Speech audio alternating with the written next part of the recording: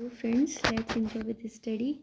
तो आज हम नया चैप्टर शुरू कर रहे हैं, chapter 4 forms of business organization sole proprietorship. ठीक है, तो ये हमारा चैप्टर का नेम है। ठीक है, ये इसमें एक तरीके से हिंट समझ लो। Indeed from the association stand point the various forms of business organization are as such children whose father is economic and expediency and whose mother is the law. ठीक है, तो इसमें इकोनॉमिक और लॉ दोनों को बताया गया है। ठीक है, तो ये एल.एच. हैरी ने एक डेफिनेशन दी है जो कि forms of business organization sole proprietorship को बताती है। ठीक है, इसके बाद में हम जो है इसके अंदर के कंटेंट पढ़ेंगे। ठीक है, तो इसमें हम क्या क्या पढ़ने वाले हैं, meaning of forms of business organization पढ़ने वाले हैं, forms of business organization, meaning of sole proprietorship, features, merits and limitations. तो हम जो सोल प्रोप्राइटरशिप के बारे में सब कुछ जानेंगे। ठीक है, पहले हम थोड़ा सा इस चैप्टर का इंट्रो कर लेते हैं। इस चैप्टर में हम क्या कैसे पढ़ना शुरू करेंगे। तो नॉर्मल जो इसमें ये थ्योरी दे रखी है उसको मैं अगर बताऊँ आपको, तो इसमें ये है कि पुराने समय में जो था वो बिज़नेस होता था, पर कौन से स्केल पे होता था, स्मॉल स्केल पे। ठीक है, therefore sole trade was the most popular form business organisation.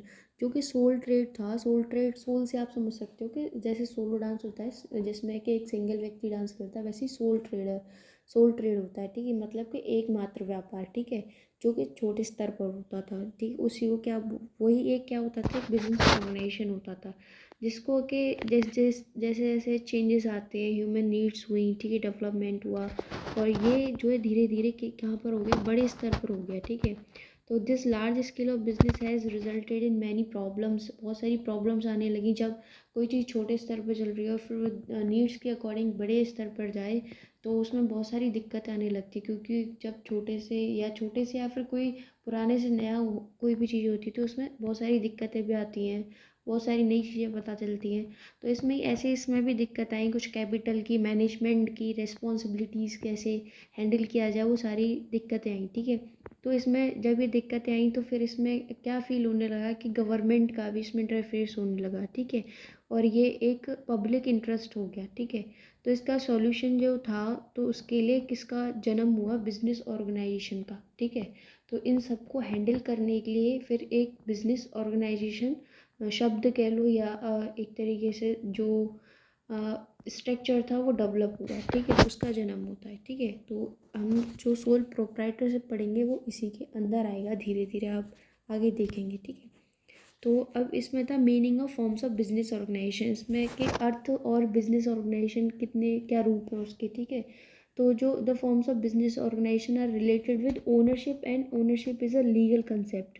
ठीक है, तो मतलब जो स्वामित्व है और उसका जो लीगल कंसेप्ट है वो क्या करते हैं, उसमें क्या होता है, authority and responsibility of the owners. ठीक है, जो कि जो लीगल कॉन्सेप्ट जो है वो क्या डिटरमाइन करता है कि उसमें जो अधिकार और जिम्मेदारी होगी वो किसकी होगी, ओनर की होगी। ठीक है, जो कि ओनरशिप में बताता है। ठीक है, the authority and responsibility of the owners keep on changing along with the changing forms of ownership. तो जो अथॉरिटी और रिस्पॉन्सिबिलिटी है वो चेंज होती रहती है, जैसे कि जिस तरीके की ओनरशिप है उसी तरीके से उसकी रिस्पॉन्सिबिलिटी और अथॉरिटी चेंज होंगी। ठीक है, तो जो reality the forms of business organization are those legal forms according to which business organized and run. तो इसमें यही बोला है कि जो लीगल फॉर्म्स हैं उसी के हिसाब से जो लीगली जो चीज़ें निश्चित करी गई हैं। ठीक है, उसी के हिसाब से जो बिजनेस ऑर्गेनाइजेशन है, अब बिजनेस है हमारी, वो रन करेगी। ठीक है, और इसलिए जो legal forms of business organization जो है वही क्या कहा गया, उसी को फिर फॉर्म्स ऑफ बिजनेस ऑर्गेनाइजेशन बोला गया। In the context this observation is important. जो लास्ट लाइन जो दे रखी है, the form of business organization determine its external existence and the other parties recognize it through this existence.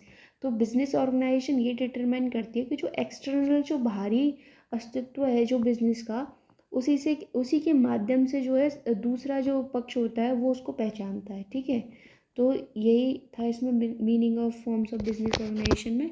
ठीक है, इसके बाद है फॉर्म्स ऑफ बिजनेस ऑर्गेनाइजेशन, जो कि ये है, इसमें ये है कि कितने तरीके की बिजनेस होते हैं, क्योंकि हमने पुराने टाइम में तो सिर्फ एक ही प्रकार का बिजनेस देखा जिसमें स्मॉल स्केल पे व्यापार होता था, जिसको सोल ट्रेड हम कहते थे। ठीक है, परंतु अब जो है इसके कई सारे रूप हो गए हैं, या कह सकते हैं कि फॉर्म्स हो गए हैं। ठीक है, तो जैसे कि इसमें इतना लंबा चौड़ा लिख रहा है, पर मैं इसको नॉर्मल में बताऊं तो ये है कि कई प्रकार के बिजनेस ऑर्गेनाइजेशन आए, जिसमें के अलग अलग तरीके, जैसे ओनरशिप पर आए, ठीक है, पार्टनरशिप पर आए, ठीक है, joint stock companies I only. और इतना ही नहीं कि प्राइवेट सेक्टर भी आया, पब्लिक सेक्टर भी आया, ठीक है। जो पब्लिक सेक्टर जो है कि गवर्नमेंट के द्वारा जो हैंडल किया जाता है या मैनेज किया जाता है, और इसके बाद में कुछ जॉइंट सेक्टर भी आए, ठीक है। तो वो सारी जो कंपनी या कह सकते हो वो सारी जो आए, तो वो ये फॉर्म्स ऑफ बिजनेस ऑर्गेनाइजेशन, जैसे प्राइवेट सेक्टर आया, पब्लिक सेक्टर आया, जॉइंट सेक्टर आया। तो प्राइवेट सेक्टर में जो है नॉन इनकॉर्पोरेटेड और इनकॉर्पोरेटेड। तो इनकॉर्पोरेटेड में कौन कौन से आते हैं और नॉन इनकॉर्पोरेटेड में कौन कौन से आते हैं, वो सारा जो है ये फॉर्म्स ऑफ बिजनेस ऑर्गेनाइजेशन में। जैसे कि यहाँ पे जो है ये इनकॉर्पोरेटेड में कौन कौन से आए, तो joint stock company and cooperative enterprises आई, ठीक है।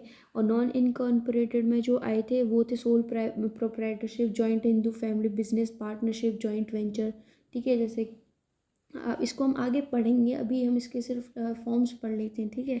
पब्लिक सेक्टर में जो आए नॉन इनकॉर्पोरेटेड एंड इनकॉर्पोरेटेड, और इसमें जो थे वो थे डिपार्टमेंटल अंडरटेकिंग, ठीक है, और दूसरा था public corporation and government companies, ठीक है। तो ये 3 तरह के थे, फिर इनके भी नीचे और टाइप्स आए। इस तरीके से पूरा जो बिजनेस ऑर्गेनाइजेशन बना, ठीक है। फिर उसके बाद है हम पढ़ने वाले थे sole trade and sole proprietorship, ठीक है। सोल ट्रेड, सोल से मैंने जैसे आपको पहले बताया कि एकमात्र या एक, ठीक है। तो sole trade is the oldest form of business organization, ये पुराना ही तरीका था अपना, ठीक है। All the present day forms of business organization developed from its of this system. अब सब कुछ बदल रहा है। This is popular not only in India, मतलब इंडिया ही में नहीं है कि फॉरेन में भी है, ठीक है। With the passage of time human needs increase, civilization develop and the form of business organization also underwent a change, ठीक है। तो मतलब सब कुछ बदल रहा है, उसके हिसाब से देखा जाए तो बिजनेस ऑर्गेनाइजेशन जो है वो भी चेंज होता है, ठीक है। तो इसमें बहुत सारे एफर्ट्स लगते हैं, बहुत सारी सब चीज़ों को देखने के बाद, तो इसमें कई तरीके के जो है हमको चेंजेस मतलब मिले, क्या रिजल्ट मिला कि उसमें फिर पार्टनरशिप हुई, कंपनीज आई। But the sole trade because of merit and specialist is still regarded as the best form of business organization. हमने सब तरह से देखा, पर जो हमारा जो बेस्ट जो निकला वो यही निकला कि जो सोल ट्रेड है वही हमारा सबसे बेस्ट है, ठीक है। तो meaning of sole proprietorship, sole trade is that form of business which is established by single individual, मतलब सिंगल एक व्यक्ति के द्वारा, ठीक है। He invest the necessary capital, manage and direct it himself, मतलब कि इसको एक ही व्यक्ति चलाएगा, ठीक है। एक ही व्यक्ति अपनी पूंजी देगा, एक ही व्यक्ति उसमें लाभ हानि को देखेगा, मतलब कि जो भी लाभ आएगा वो भी उसका ही होगा, हानि होगी वो भी उसकी होगी। इसमें पार्टनरशिप और अदर जो जॉइंट स्टॉक कंपनीज वगैरह होती है वो सारा मैटर नहीं करता है। इसमें सिर्फ एक व्यक्ति, जैसे कि हम समझ लें कि हमने कुछ छोटा सा बिजनेस शुरू किया, जैसे कि परचूनी की दुकान होती है, उसको एक ही आदमी मोस्टली देखा होगा कि आपने एक ही आदमी हैंडल करता है, ठीक है। तो वो एक आदमी उसमें अपना जो जो भी अपनी कैपिटल लगाता है, ठीक है, फिर उसका जो लॉस और प्रॉफिट आता है वो किसको, वो भी उसी को ही आता है, ठीक है। तो वही सब कुछ होता है। और इस तरीके के जो बिजनेसमैन होते हैं उसको क्या बोलते हैं, सोल ट्रेडर बोलते हैं, ठीक है। सोल ट्रेडर मतलब एकल व्यापारी, ठीक है। और इस ट्रेड को नाम क्या बोलते हैं, इस ट्रेड का जो नाम है वो सोल ट्रेड कहलाता है, ठीक है। अब इसमें ये है आगे जो हम नेक्स्ट स्लाइड है जो हमारी, इसमें आगे का है इसमें कि ये ज़रूरी नहीं है कि वो एक व्यक्ति चला रहा है तो वो सारे काम भी खुद ही मैनेज करेगा, मतलब कि जो उसका वर्किंग का काम है, ठीक है, लेबरिंग का काम है, अकाउंट्स का काम है, तो ऐसा ज़रूरी नहीं कि वो करेगा। उसका मतलब कि सिर्फ ओनरशिप के अगर माध्यम से देखा जाए, ओनरशिप के पॉइंट ऑफ व्यू से देखा जाए, तो ओनरशिप में सिर्फ एक ही व्यक्ति रहेगा, ठीक है। बाकी का जो सारा काम है वो किसी से भी करा सकता है, वो अकाउंटेंट रख सकता है, वो एम्प्लॉयज़ रख सकता है, वो लेबर्स रख सकता है ना।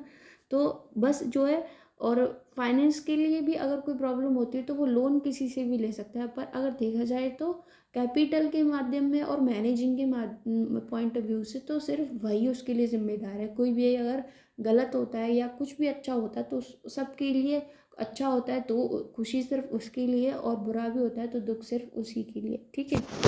डेफिनेशन ऑफ सोल प्रोप्राइटरशिप है, अभी हम पढ़ रहे हैं। तो according to John and Shubin, under the sole proprietorship form of organization, a single individual organizes has title to and operate the business in his own name. ठीक है, तो यही था इसमें कि जो sole proprietorship form of business है वो एक सिंगल इंडिविजुअल ऑर्गेनाइजेशन है। ठीक है, मतलब एक सिंगल व्यक्ति चलाता है। Title to and operate the business is in his own name, मतलब अपने नाम से, अपने टाइटल से ऑपरेट करता है वो उस बिजनेस को। ठीक है, या ऑर्गेनाइजेशन को। ठीक है, तो इसमें कौन सोल प्रोप्राइटरशिप मतलब कि एक व्यक्ति के द्वारा। ठीक है, अकॉर्डिंग टू जेम्स एंड लैंडी ने दिया था कि the sole proprietorship is an informal type of business own by one person. इन्होंने बोला है कि जो सोल प्रोप्राइटरशिप है वो एक इनफॉर्मल टाइप है, मतलब कि अनौपचारिक बिजनेस की तरह है, जो कि एक व्यक्ति के द्वारा चलाया जाता है। ठीक है, यहाँ पर एक व्यक्ति उसका मालिक होता है। ठीक है, यहाँ पे टूल किट में भी एक डेफिनेशन दे रखी है सोल प्रोप्राइटरशिप की। It refers to that form of business organization which is owned by a single individual. मैंने आपको बोला सिंगल इंडिविजुअल, मतलब एक पर्सन के द्वारा ओनरशिप करी जाएगी। Who is slowly responsible for its management and receive all the profits and losses. तो मैंने यही आपको बताया था जनरल भाषा में कि एक व्यक्ति जो लाभ आने के लिए भी वो खुद ही होगा, और उसमें जो जमा पूंजी जो लगाएगा, कैपिटल लगाएगा, मैनेज करेगा, वो भी वही करेगा। ठीक है, बाकी वो काम किसी से करवा सकता है, पर उसका जो भी प्रॉफिट निकलेगा या लॉस होगा वो खुद उसी को मैनेज करना होगा। ठीक है, अपना प्लान वो दे सकता है, उसमें ये नहीं है कि कोई पार्टनर है या कोई और उसका प्रॉफिट शेयर करेगा। ठीक है, वो उन सब के लिए अगर प्रॉफिट होता है तो भी उसका है, लॉस होता है तो भी उसी का है। वही रेस्पॉन्सिबल है प्रॉफिट के लिए, वही रिस्पॉन्सिबल है लॉस के लिए। ठीक है, और स्टार्टिंग में भी पैसा सिर्फ वही लगाएगा। ठीक है, तो एक तरीके से कह सकते हैं कि वो एक कंपनी का ओनर मालिक होता है, और एक ही मालिक होता है, कोई और मालिक नहीं होता है, और वही उसको पूरे को रन करता है। ठीक है, काम के लिए वो एज ए एम्प्लॉय लगा सकता है। ठीक है, हेल्प के तौर पर। ठीक है, आई होप आपको अच्छी तरह से समझ में आएगा। तो लाइक शेयर सब्सक्राइब और कमेंट ज़रूर किया करो यार।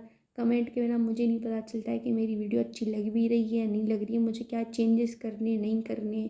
ठीक है, कोई भी दिक्कत हुआ करे तो बताया करो। ठीक है, आई होप सब समझ में आ रहा होगा आपको, और चैनल को सब्सक्राइब किया करो, और शेयर प्लीज़ शेयर ज़रूर किया करो। ठीक है, और लाइक करना मत भूला करो। आप लोग देखते तो हो पर लाइक करना भूल जाते हो, तो लाइक ज़रूर किया करो। ठीक है, थैंक यू। हरे कृष्णा।